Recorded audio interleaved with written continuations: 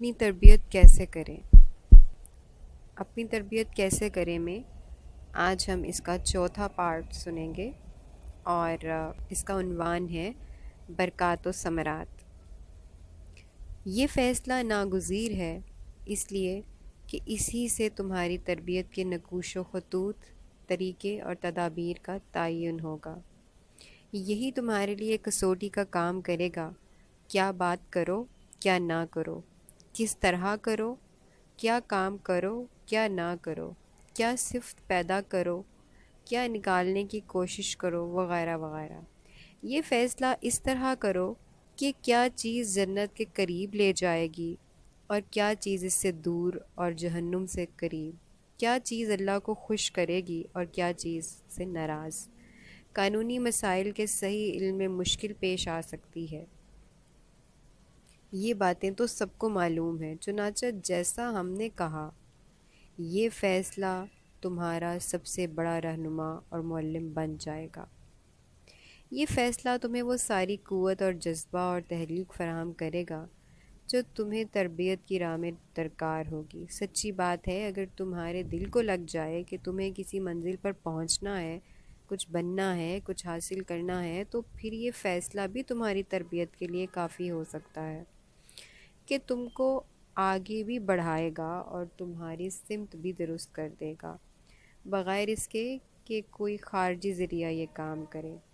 اس کی مثالیں موجود ہیں کہ مکہ میں لوگ آئے، ایمان لائے، جنت کا سودا کیا، چند صورتیں سیکھیں، واپس چلے گئے، جیسے طفیل بن عمر دوسی رضی اللہ اور بزرگ غفاری رضی اللہ عنہ، اور پھر اس وقت آئے جب حضرت صلی اللہ علیہ وآلہ وسلم مدینہ پہنچ چکے تھے، لیکن یہ اپنے ایمان اور اسلام پر قائم بھی رہے اور ترقی بھی کرتے رہے۔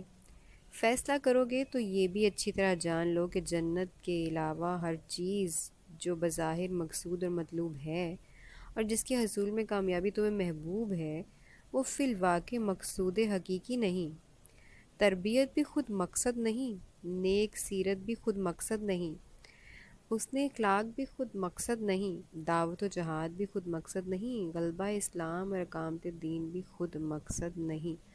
ہر چیز جنت کے حصول کا ذریعہ ہے، جس حد تک وہ صالح ہو، خالص ہو اور آخرت میں باقی رہ جائے، ورنہ ان میں سے بھی ہر چیز فنا ہونے والی ہے۔ اگر تم اس بات کو اچھی طرح جان لو گے اور اچھی طرح یاد رکھو گے تو تربیت کی راہ کی بہت سی مشکلات دور ہو جائیں گی، بہت سے مسائل حل ہو جائیں گے اور بہت سے فتنوں کی جڑ کٹ جائے گی۔ تربیت کی راہ آسان اور صاف ہو جائے گی۔ تربیت ہی کی نہیں، پورے دین پر عمل کی راہ بھی ان برکتوں سے معمور ہو جائے گی۔ دین کی ہر تعلیم اور ہر حکم پر عمل بھی تربیت کا ذریعہ ہی تو ہے۔ دین کی راہ دراصل تربیت ہی کی راہ ہے۔ پھر تم کچھ کرنا چاہو گے اور نہ کر سکو گے، کچھ چھوڑنا چاہو گے اور نہ چھوڑ سکو گے، کچھ بننا چاہو گے اور نہ بن سکو گے، تو نہ ہمت ہارو گے اور نہ مایوس ہوگے۔ ان میں سے کوئی چیز مقصود نہیں، مقصود صرف جنت ہے۔ ہر کوشش کا اجر جنت ہے، ہر گناہ کے بعد استغفار کا موقع ہے اور مغفرت جنت کے ساتھ جڑی ہوئی ہے۔ پھر کوئی تمہاری دعوت قبول نہ کرے، کوئی تمہاری انا اور نفس کو ٹھیس پہنچائے، تم کو برسوں کام کر کے بھی دین کی راہ میں پیش رفت نصیب نہ ہو، تو بھی اسی عزم اور حوصلے کے ساتھ چلتے رہو گے، اس لیے کہ تم ان میں سے کسی کی طرف نہیں دوڑ رہے تھے، تم جنت کی طرف دوڑ رہے تھے۔ پھر تمہیں نہ خود اپنے اندر کمال کی طلب ہوگی، نہ دوسروں میں، اور نہ دوسروں کے نقائص کی وجہ سے تم اپنا کام ادھورا چھوڑ کر اپنی جنت کی منزل کھوٹی کرنا چاہو گے، اس لیے کہ مکمل کمال صرف اللہ کو حاصل ہے اور تمہارا مطلوبہ کمال فرشتوں کو حاصل ہے، جو گناہ کر ہی نہیں سکتے، لیکن فرشتوں کے لیے جنت کی منزل نہیں۔ جہاں تمہیں اپنے کمال میں زوال یا نقص نظر آئے گا، وہیں تم اللہ کی پناہ لوگے، استغفار کرو گے اور مغفرت اور جنت کی طرف چلنا شروع کر دو گے۔ جامعیت: یہ غلط فہمی نہ ہو کہ جنت اور صرف جنت کو مقصود بنا لینے سے دیگر تربیتوں کا محرک یا ضرورت ختم ہو جائے گی۔ کسی اور چیز کو تربیت کا مقصد بناؤ گے تو جنت خارج ہو جائے گی، جنت کو مقصد بناؤ گے تو یہ اتنا جامع مقصد ہے کہ ہر نوع کی تربیت اس میں شامل ہو جائے گی۔ کیا دیانتداری جنت میں نہیں لے جائے گی؟ پھر کیا اپنے فرائض کو دیانتداری اور بحسن کمال انجام دینا جنت میں نہیں لے جائے گا؟ پھر کیا اس مقصد کے لیے حاصل کردہ تربیت بھی جنت میں داخل ہونے کے لیے تربیت میں شامل نہ ہوگی؟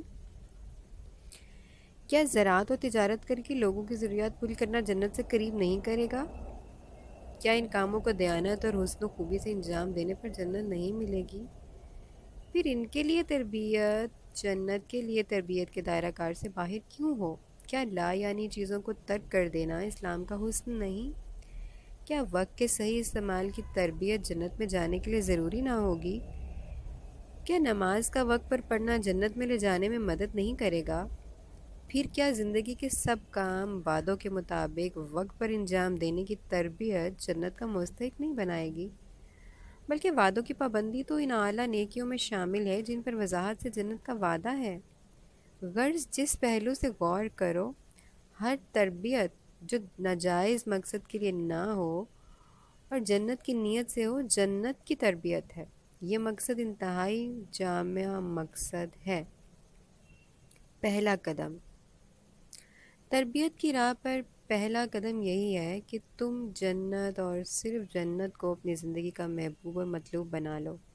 جنت ہی پر اپنی نگاہیں جما لو، دل کو اسی کی آرزو، طمع اور امید سے بھر لو۔ چلو تو اس کی طرف چلو، دوڑو تو اس کی طرف دوڑو۔ یہ تمہارا سوچا سمجھا فیصلہ ہو، اس پر تمہارا دل پوری طرح مطمئن ہو، یہ تمہارے دل پر نقش ہو، یہ ہمیشہ تمہاری آنکھوں کے سامنے رہے، تم اسے بار بار یاد کرتے رہو اور تمہاری زبان پر بھی اس کا چرچا ہو۔ تو یہ پہلا چیپٹر تھا، 4 آڈیوز میں پہلا چیپٹر مکمل کیا ہے۔ پہلا چیپٹر کا نام تھا تربیت کا مفہوم اور مقصود، اور اس کے اندر ہم نے دیکھا کہ اہمیت اور محبوبیت کیوں، اور پھر تربیت کا مقصود جنت، پھر یکسوئی کا فیصلہ، برکات و ثمرات، جامعیت، اور آخری بات یہ تھی کہ پہلا قدم۔ تو ابھی اگلا جو ہے وہ چیپٹر ہوگا ہمارا، وہ ہوگا چیپٹر نمبر 2، دوسرا باب، اور وہ ہوگا تربیت آسان ہے، بالکل بس میں ہے، ٹھیک ہے۔ اور اس سے کل 3 چیپٹرز ہیں، اور دوسرا ہم انشاءاللہ اگلے آڈیو میں شروع کریں گے۔